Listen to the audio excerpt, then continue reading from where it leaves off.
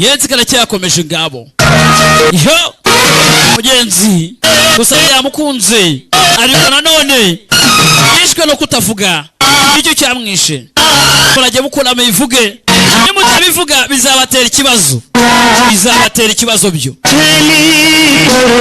Nakomeje kwandika izina mu kiganza cyanjye ariko nanone rivamo ngo arikuramo ryisiba. Naragukunze ariko nanjye sinabivuga nabiguhisha, sinabikubwira, sinabivuga ni kirani.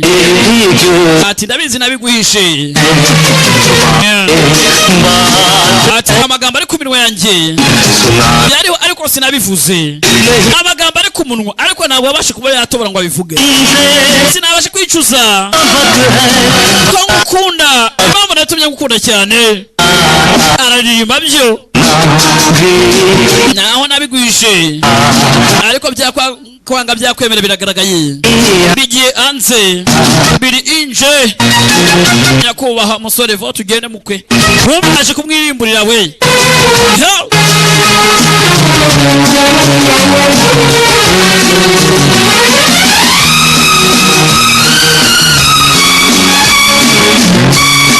Turore bibaho byo turore. Yeho karani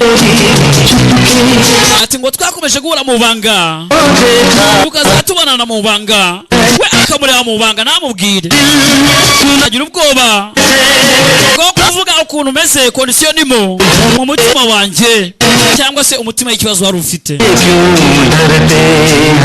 ariko ntabwo wari uzi uko ikinagiraga ubwoba. N'umutima wanjye nawo wabaga wasaze. Gerageza usobanukirwe wumve ngo nikiri kuvuga.